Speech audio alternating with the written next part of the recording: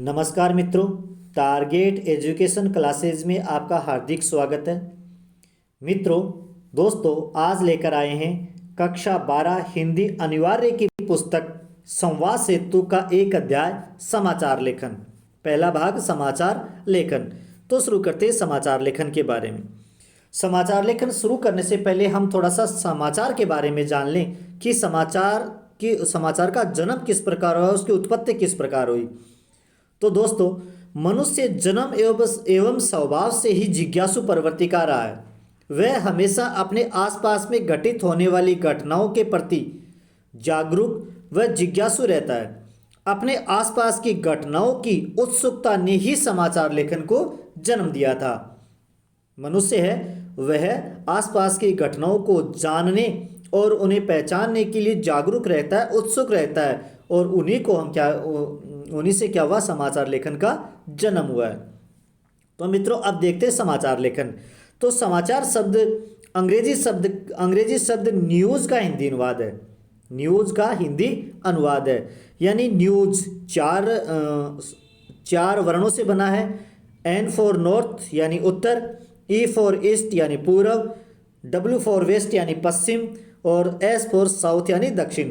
तो दोस्तों, इस प्रकार से नॉर्थ ईस्ट वेस्ट और साउथ, इस प्रकार से ये न्यूज़ शब्द बना है। परंतु दो मित्रों, ऐसा नहीं है, हिंदी में ऐसा नहीं है। हिंदी में है न्यूज़ को अंग्रेजी शब्द न्यू के बहुवचन के रूप में देखा जा सकता है, जिसका अर्थ है नया।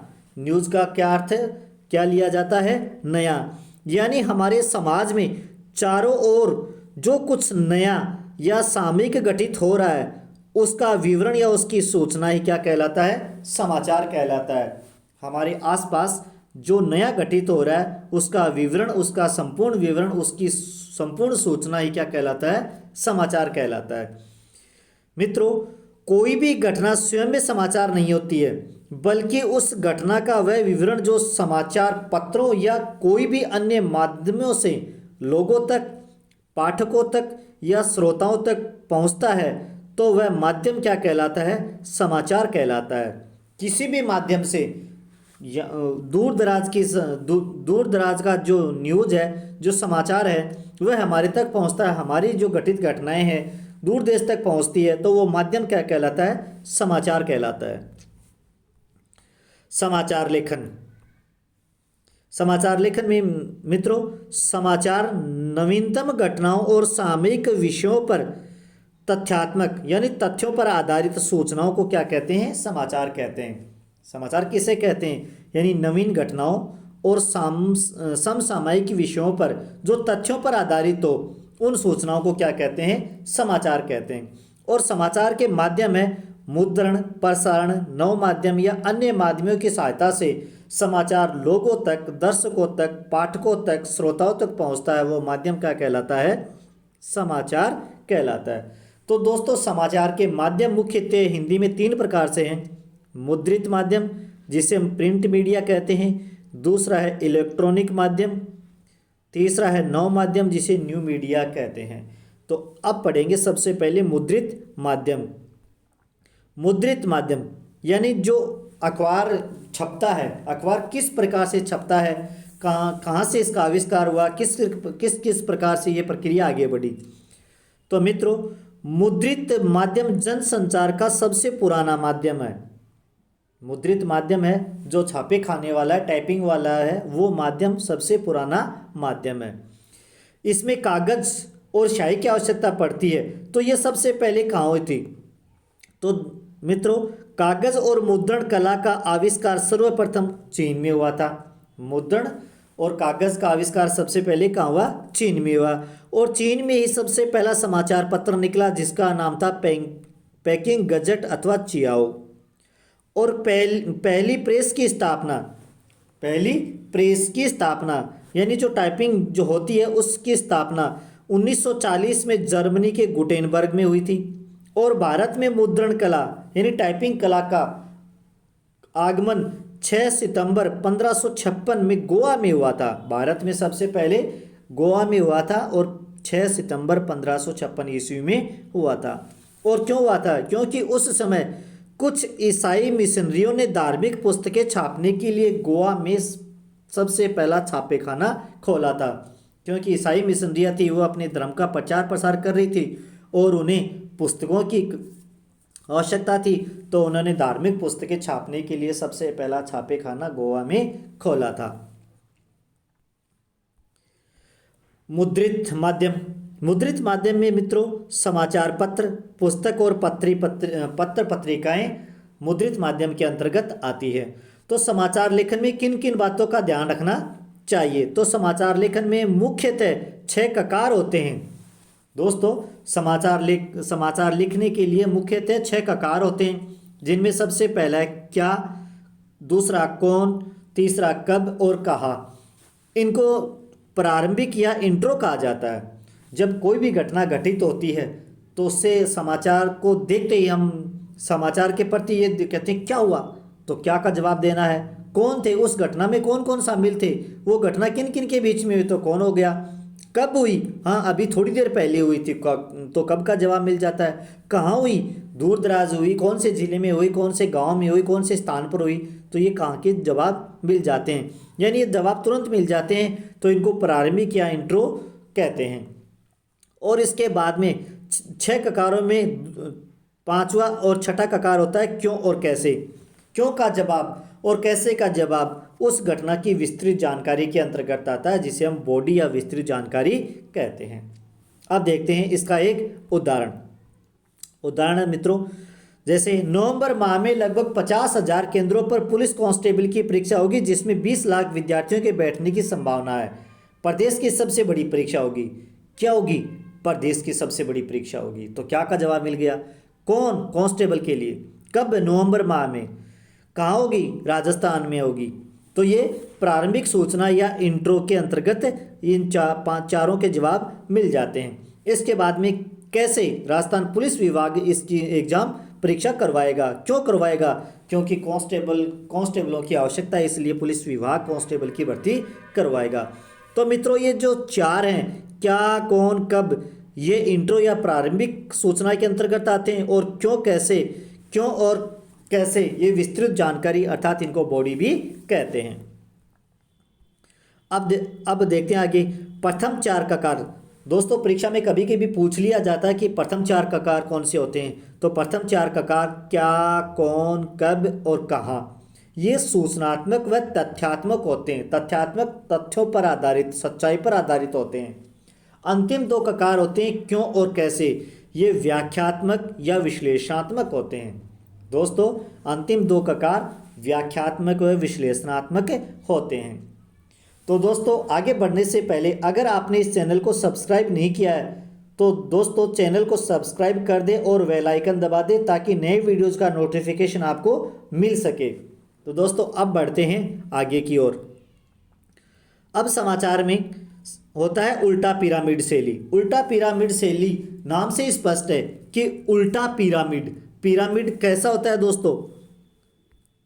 पिरामिड कैसा होता है दोस्तों। पिरामिड इस प्रकार से होता है, परंतु यहाँ पर नाम से स्पष्ट है उल्टा पिरामिड शैली। उल्टा पिरामिड शैली में क्या होता है, किसी भी घटना की सबसे महत्वपूर्ण जो सूचना होती है, किसी भी घटना की सबसे महत्वपूर्ण सूचना या तथ्य को सबसे पहले लिखा जाता है। सबसे महत्वपूर्ण सूचना होती है उसे सबसे पहले लिखा जाता है, और उसके बाद में कम महत्वपूर्ण सूचना की जानकारी दी जाती है।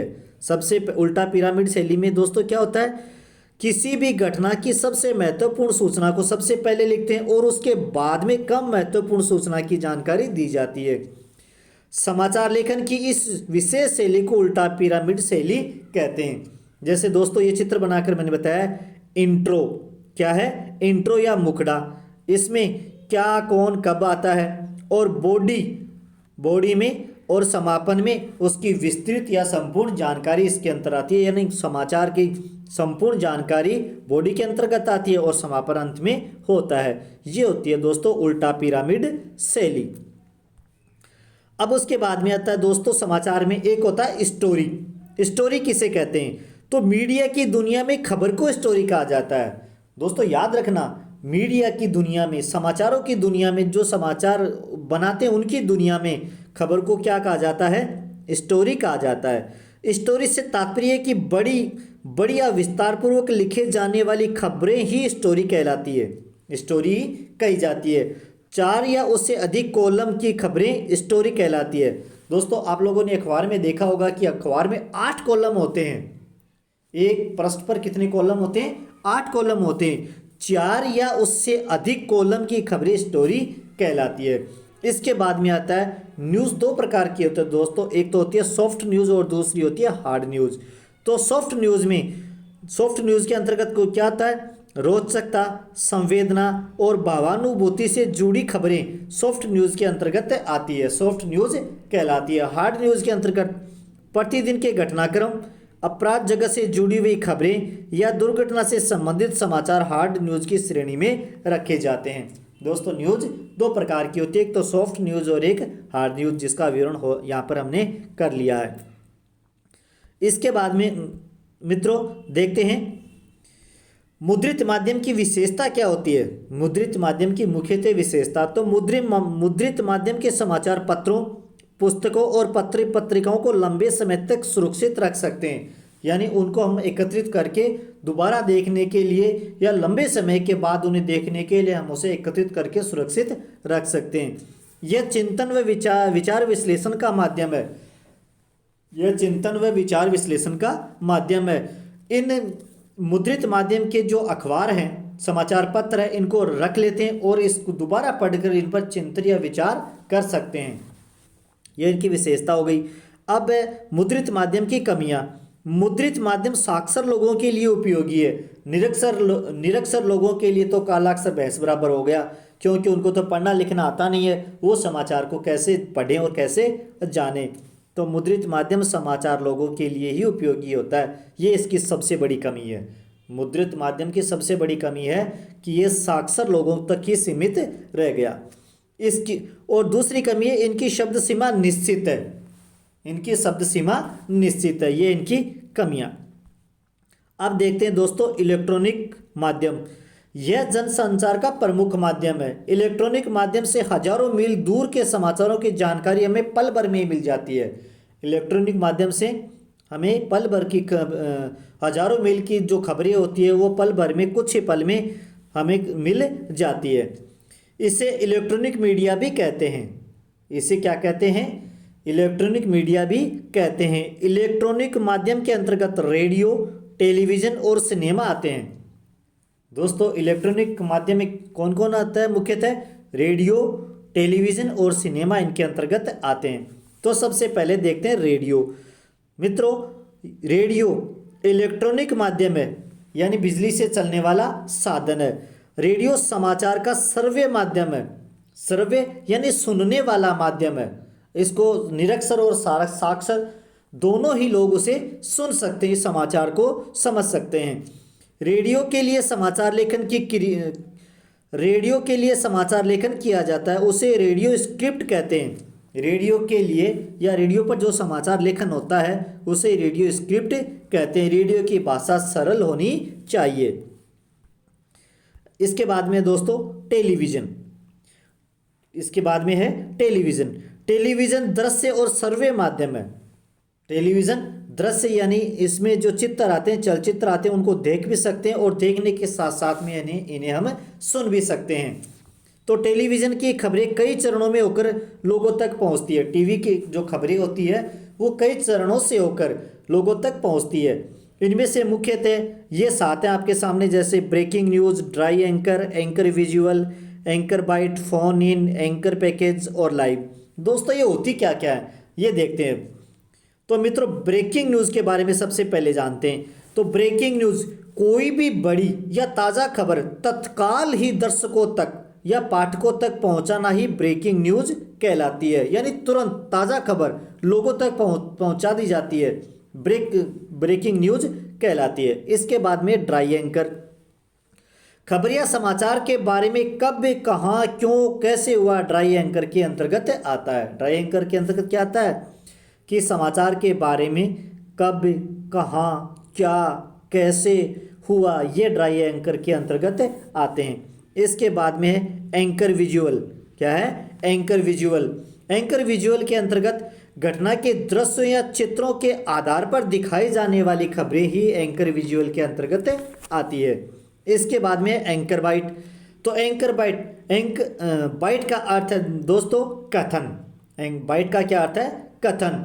तो एंकर बाइट में क्या होता है? किसी घटना के बारे में संबंधित व्यक्तियों के कथन सुनाकर समाचार की प्रामाणिकता की जाती है। किसी भी घटना के बारे में संबंधित व्यक्तियों के कथन सुनाकर समाचार की प्रामाणिकता करवाई जाती है। वहाँ क्या होता है? एंकर बाइट होता है। इसके बाद में फोन इन। तो फोन इन में मित्रों एक समाचार को रिपोर्ट से फोन पर बातें करके दर्शकों तक पहुंचाता है। यहाँ घटना वाले स्थान पर रिपोर्टर मौजूद होता है। हमने दोस्तों टीवी में कई बार देखा है कि जो न्यूज़ हमें दे रहा है, जो समाचार सुना रहा है, वो अलग जगह बैठा है, परंतु उसका एक रिपोर्टर घटना वाली जगह भी मौजूद होता है, जो फ़ोन द्वारा चित्र दिखाकर हमें उस घटना के बारे में बतलाता है। इसके बाद में एंकर पैकेज। क्या है? एंकर पैकेज किसी खबर की संपूर्णता के बारे में बतलाना। किसी भी खबर को संपूर्णता से बतलाना एंकर पैकेज कहलाता है। और दोस्तों अंत में है लाइव। तो लाइव तो आप लोग सब जानते भी हैं और लाइव नाम से भी प्रसिद्ध है कि किसी भी खबर या घटना को घटना स्थल से सीधा प्रसारण करना ही लाइव शो कहलाता है या लाइव कहलाता है। क्या कहलाता है? लाइव कहलाता है। तो दोस्तों ये वीडियो आपको कैसा लगा कमेंट में लिखें। वीडियो को लाइक और ज़्यादा से ज़्यादा शेयर करें। धन्यवाद दोस्तों इस अध्याय के यानी समाचार लेखन के जो प्रश्न है अगले वाले वीडियो में मुख्यतः जो बोर्ड एग्जाम के लिए वो डाल दिए जाएंगे। धन्यवाद दोस्तों।